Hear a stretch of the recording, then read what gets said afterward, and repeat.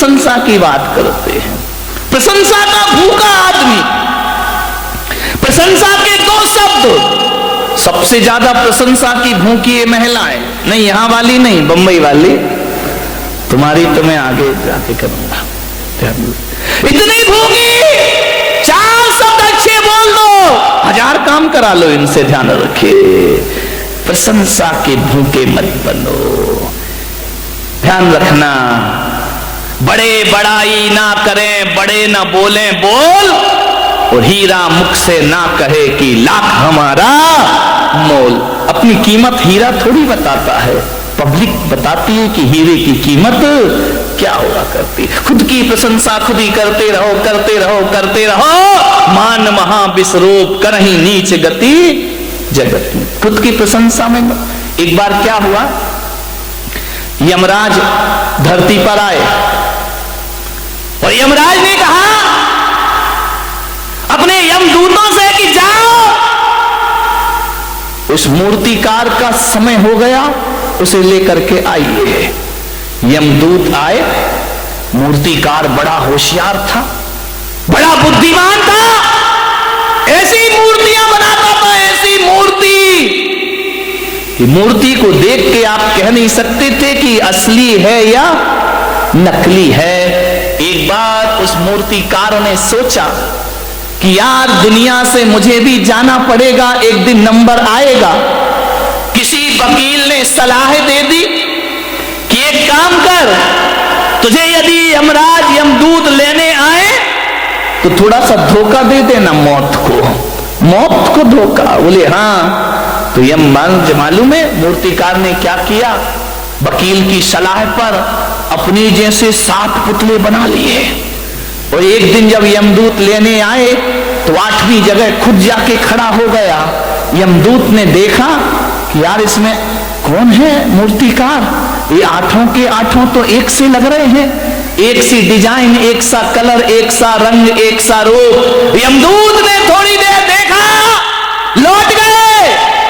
मूर्तिकार बड़ा खुश हुआ कि यार आज मैंने यमदूत को धोखा। जैसे ही यमदूत यमलोक वापस लौटे, यमराज ने कहा क्यों रे खाली हाथ आया?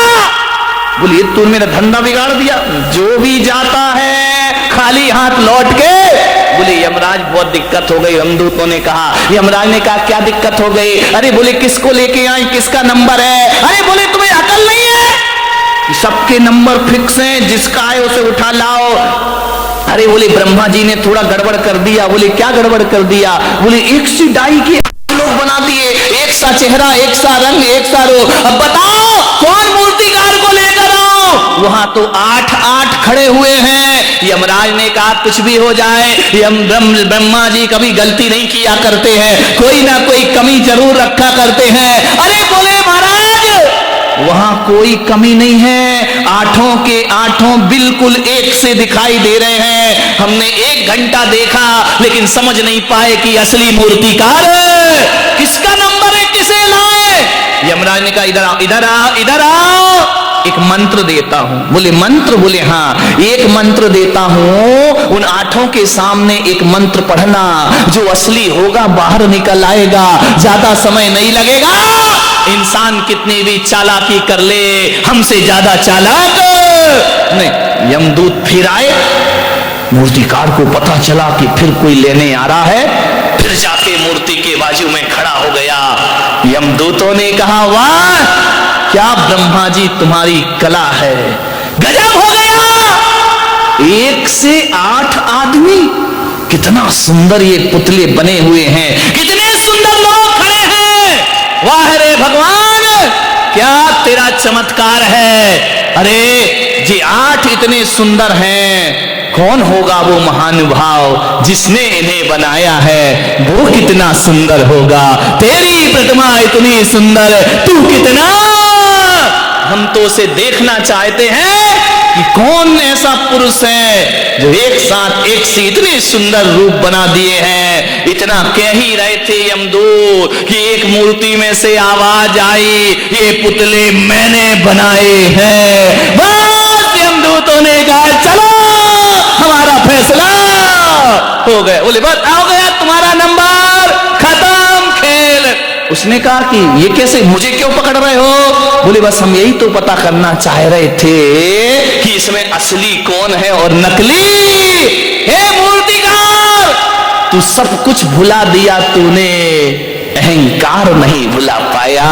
और तेरे मुंह से निकल आया कि ये पुतले मैंने, बकरी जो मैं करे अपनी खाल खिंचाए, और मैं ना जो मैं ना कहे दूध भात नित खाए। ध्यान रखिए, विचार करिए, मैं नहीं छोड़ पाया मूर्तिकार। आदमी यदि मौत की गिरफ्त में आता है, मैं के कारण आता है। ध्यान रखिए, मृत्यु का मतलब ये नहीं होता कि शरीर छूट गया तो हम मर गए। मैं तो कहता हूं, जिस आदमी की यश कीर्ति जिस क्षण मर जाती है, जीते जी आदमी धरती से मर जाया करता है। जिस समय आपकी प्रतिष्ठा मर गई, जिस समय आपकी इज्जत मर गई, जिस समय आपकी सम्मान मर गया, वह मृत्यु दंड से कम नहीं हुआ करता है। ध्यान रखिए, मौत वो नहीं कि यमराज उठाकर ले जाएं। जिस समय हमारी ख्याति मर जाती है, समझना आदमी उसी क्षण मृत्यु को प्राप्त। फिर तो वो जीना नहीं है, वो तो जिंदगी को ढोना हुआ करता है। ध्यान रखिए मान्यवर, आपसे मेरा निवेदन है, अहंकार से बचने का प्रयास करिए। कुछ बच्चे खेल रहे थे, मैं छत पे खड़ा था, कुछ बच्चे खेल रहे थे, फुटबॉल खेल रहे थे। फुटबॉल में क्या होता है आपको मालूम है?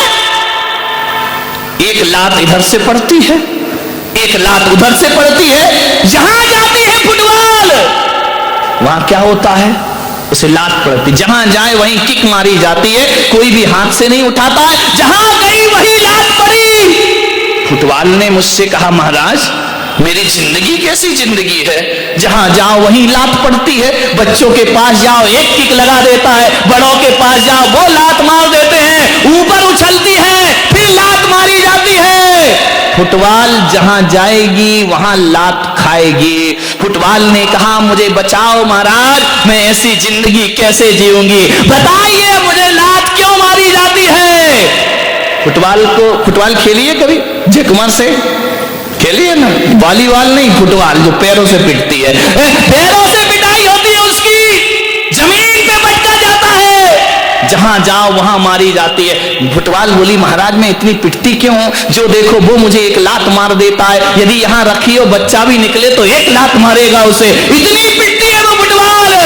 बोले कोई उपाय बताओ कि लोग मुझे लात ना मारे। मैंने कहा मेरे पास एक उपाय है। बोले क्या उपाय है? मैंने कहा तुझे लात इसलिए मारी जाती है, इसलिए मारी जाती है कि तेरे अंदर अहंकार की हवा भर दी जाती है, और जिसके अंदर हवा होती है वो हर जगह लात खाती। मैंने कहा एक काम कर। बोले क्या?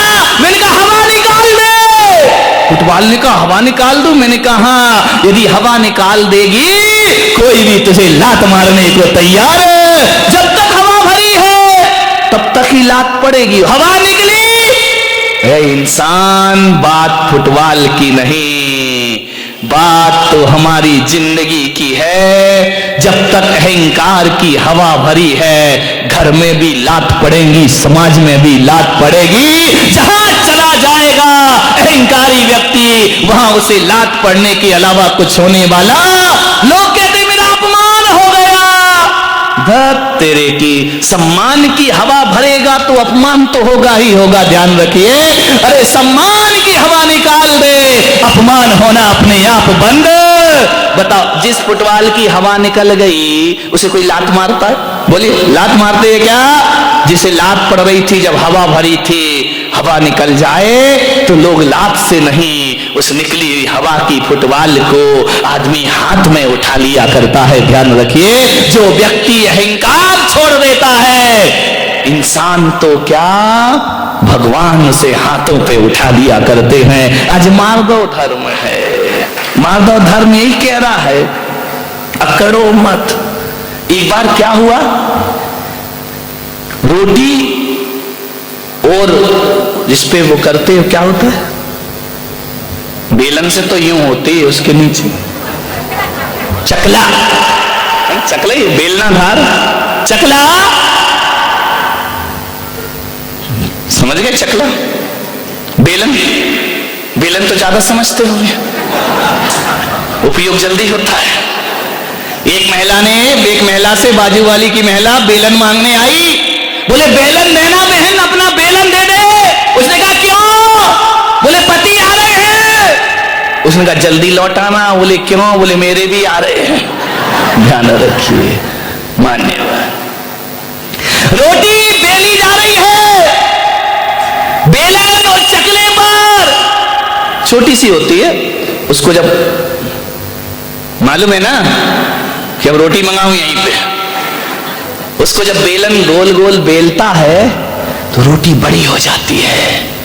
और जैसे ही रोटी बड़ी हुई, रोटी ने कहा ए चकले भाई, ओ चकले टकले, और ओ बेलन। बोले क्या? बोले मुझे दे। तू उतना का उतना ही है, मैं कितनी बड़ी हो गई, तेरे हाथों में खेली इतनी बड़ी हो गई, चकले के बराबर हो गई। कितनी बड़ी हो गई मैं बहुत बड़ी हो गई। बेलन ने कहा तो बड़ी हो गई तो इतनी अकड़ काहे को रही है, बड़ी तो हमारी वजह से हुई। अरे बोले वजह कुछ भी हो, मैं दुनिया में सबसे बड़ी हो गई। बेलन ने कहा ए रोटी ज्यादा मत अकड़, ये जो तू बड़ी बनी है ना, इसकी कीमत चुकाना पड़ेगी। बोले क्या कीमत चुकाना पड़ेगी? बोले देख अब जैसे ही बड़ी हुई है, ये महिला तुझे हाथों में लेगी और लेने के बाद गरम गरम तवे पर डाल देगी। अरे बोले डाल देगी तो मजा आ जाएगा। बोले क्या मजा आएगा? बोले मैं फूल के और बड़ी हो जाऊंगी। अब उसमें गैस भरेगी, सिकेगी और ऐसा मुंह फूल गया जैसे महिलाओं का फूल जाता है, रोटी फूल गई। बोले ज्यादा मत अकड़, तेरी जैसी कई रोटियां मैंने देखी, असंख्यात रोटी मेरे जीवन में आई। बोले क्या हुआ? बोले जब तू बड़ी बनती है, तुझे तवे पे डाला जाता है, तू और अहंकार में फूलती है। और जब अहंकार फूलता है तो तुझे मालूम है क्या होता है? बोले नहीं मालूम, क्या होगा? बोले मालूम कर ले, होगा ये तेरे टुकड़े टुकड़े करके थाली में परोस दिया जाएगा।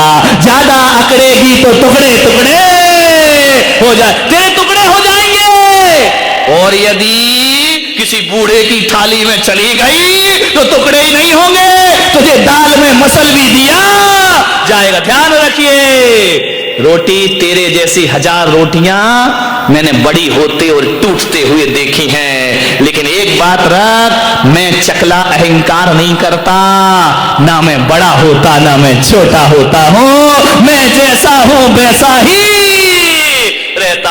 चकले की तरह जिंदगी बनाना है या रोटी की तरह? ध्यान रखना, रोटी तो फूल जाती है, फूलती है, जो अकड़ता है उसे यमराज बहुत जल्दी पकड़ता है। ध्यान रख, बहुत जल्दी पकड़े जाओगे। मान्यवर, उत्तम मार्ग और धर्म है। समय हो गया, 10 बज गए। आपसे यही निवेदन करूंगा, अहंकार को छोड़िए। कंचन तजना सहज है, सहज त्रिया का ने मान बढ़ाई, ईर्षा दुर्लभ तजनाए।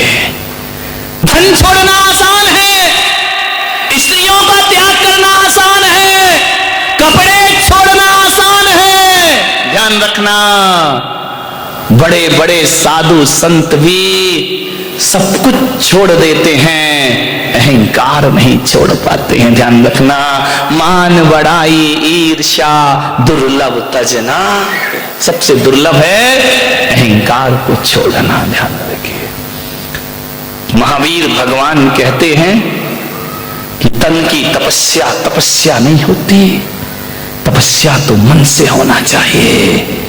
शरीर के कपड़े उतार के फेंकना कोई बहुत कठिन काम नहीं है, केस का लॉन्च भी करना बहुत कठिन काम नहीं है, एक समय भोजन करना कोई कठिन काम नहीं है, उपवास करना कोई कठिन काम नहीं है, पद विहार करना कोई कठिन काम नहीं है। अरे सबसे कठिन काम यदि कोई है तो अहंकार और ईर्षा को छोड़ना सबसे कठिन काम हुआ करता है। बड़े बड़े साधु संत भी अहम और वहम को नहीं छोड़ पाते हैं। ध्यान रखिए।